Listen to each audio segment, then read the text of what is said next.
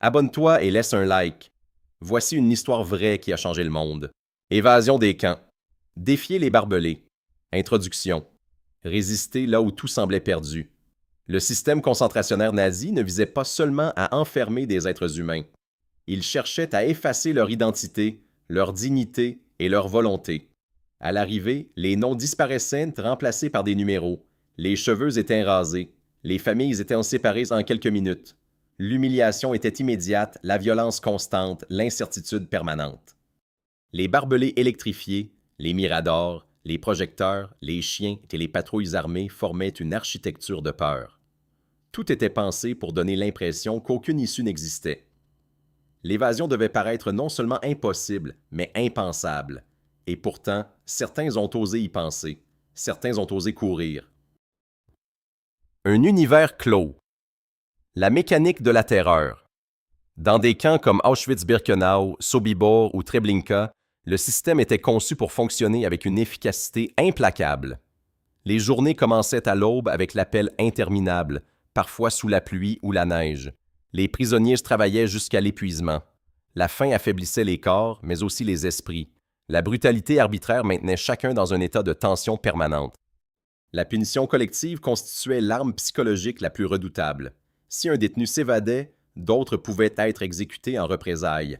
Ainsi, la peur ne concernait pas seulement soi-même, mais aussi les camarades de baraque. La terreur était organisée, rationnelle, systématique.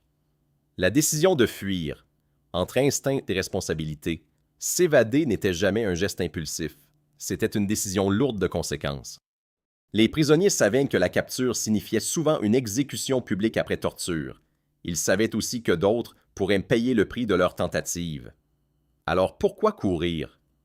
Pour certains, il s'agissait simplement de survivre un jour de plus. Pour d'autres, l'évasion représentait la seule chance de témoigner. À mesure que les rumeurs sur les chambres à gaz se confirmaient, quelques prisonniers comprirent que le monde ignorait l'ampleur des crimes commis. Rester, c'était mourir en silence. Fuir, c'était peut-être permettre à la vérité de sortir. Auschwitz. Témoigner pour alerter le monde. Parmi les évasions les plus marquantes figurent celles de Rudolf Vrba et Alfred Wetzler en avril 1944. Internés à Auschwitz, ils avaient observé méthodiquement l'organisation du camp. Ils savaient comment les convois arrivaient, comment les sélections étaient effectuées et comment les chambres à gaz fonctionnaient. Ils comprenaient que des centaines de milliers de personnes étaient envoyées à la mort sans savoir ce qui les attendait. Leur plan fut minutieusement préparé. Ils se cachèrent plusieurs jours dans un espace dissimulé près du périmètre du camp, utilisant des produits pour tromper l'odorat des chiens. Chaque minute passée dans leur cachette était une lutte contre la peur et l'asphyxie. Après leur fuite, ils marchèrent à travers forêts et villages, évitant routes et patrouilles. Leur évasion fut un acte de survie. Leur témoignage devint un acte historique. Le rapport qui brisa le secret. Une fois ces pays mis en sécurité, ils rédigèrent un rapport détaillé décrivant la structure d'Auschwitz, le fonctionnement des chambres à gaz et l'ampleur des assassinats. Ce document circula auprès des gouvernements alliés et d'organisations internationales. Même si les réactions furent lentes et parfois incrédules, ce rapport contribua à révéler la réalité du génocide et à exercer une pression diplomatique, notamment concernant les déportations de Juifs hongrois. Pour la première fois, le monde disposait d'une description précise du mécanisme d'extermination. Sobibor. La révolte comme unique issue. À Sobibor, survivre plus de quelques semaines était rare. La majorité des déportés étaient assassinés dès l'arrivée. Pourtant, en octobre 1943, une révolte éclata sous l'impulsion d'Alexandre Pecherski. Le plan consistait à éliminer plusieurs officiers SS un par un, puis à provoquer une fuite massive. Des armes rudimentaires remplacèrent les fusils. Le secret était vital. Lorsque l'alarme retentit, des centaines de prisonniers se précipitèrent vers les clôtures et les champs environnants. Beaucoup tombèrent sous les tirs ou sur des mines, mais une cinquantaine survécurent à la guerre. Peu après, Sobibor fut démantelé pour effacer les traces du crime. L'évasion avait forcé la fermeture du camp. Treblinka, le feu contre la machine de mort. Treblinka représentait l'efficacité meurtrière poussée à l'extrême. En août 1943, les prisonniers décidèrent qu'il valait mieux mourir en tentant de fuir que d'attendre l'exécution. Des armes furent volées, des bâtiments incendiés. Une brèche fut ouverte.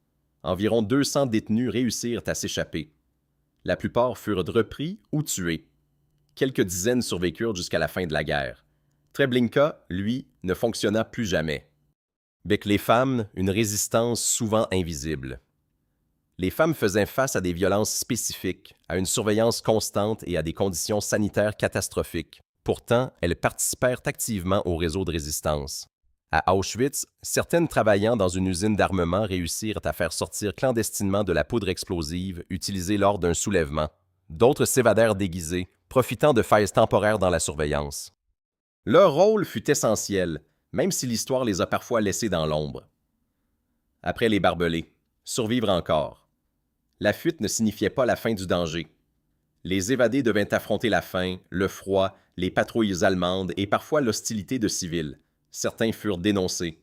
D'autres furent cachés par des familles courageuses qui risquaient leur propre exécution. Certains rejoignirent des groupes de partisans, sabotant voies ferrées et convois. L'évasion devenait alors le début d'un nouveau combat. L'importance morale des évasions. En chiffres, les évasions furent peu nombreuses comparées à l'immensité du système concentrationnaire. Mais leur portée dépasse les statistiques. Elles ont prouvé que le contrôle total n'existait pas. Elles ont transmis des preuves aux historiens et aux tribunaux d'après-guerre. Elles ont montré que la dignité humaine pouvait subsister même dans l'enfer. Conclusion. La mémoire comme victoire durable. Ces évasions ne changèrent pas immédiatement le cours de la guerre. Elles ne sauvèrent pas des millions de vies, mais elles brisèrent le silence. Elles transformèrent des victimes anonymes en témoins. Elles firent entrer la vérité dans l'histoire. Aujourd'hui, raconter ces histoires, c'est prolonger leur acte de résistance. C'est affirmer que même dans un système conçu pour détruire toute humanité, certains ont réussi à préserver la leur. Tant que ces récits seront transmis, les barbelés ne gagneront jamais totalement. Conclusion. La mémoire comme ultime victoire. Les évasions des camps ne furent jamais nombreuses face à l'immensité du système de destruction. La majorité des prisonniers n'eurent ni l'occasion ni la force de tenter leur chance. Beaucoup tombèrent avant même d'avoir pu imaginer une fuite. Et pourtant, chaque évasion réussie fissurait le mur de silence. Chaque témoin qui parvenait à raconter ce qu'il avait vu transformait une tragédie cachée en vérité historique. Chaque pas hors des barbelés était un refus de laisser l'inhumanité triompher totalement. Ces hommes et ces femmes ne fuyaient pas seulement pour survivre. Ils fuyaient pour que le monde sache, pour que les victimes aient une voix, pour que l'oubli ne devienne pas une seconde mort. Aujourd'hui, leur récit nous rappelle une chose essentielle. Même dans les circonstances les plus sombres, l'être humain conserve la capacité de choisir. Choisir de résister, choisir de protéger la dignité, choisir de défendre la vie. La mémoire de ces évasions n'est pas seulement un souvenir du passé. Elle est un avertissement pour l'avenir. Tant que leurs histoires seront racontées, les barbelés ne gagneront jamais totalement.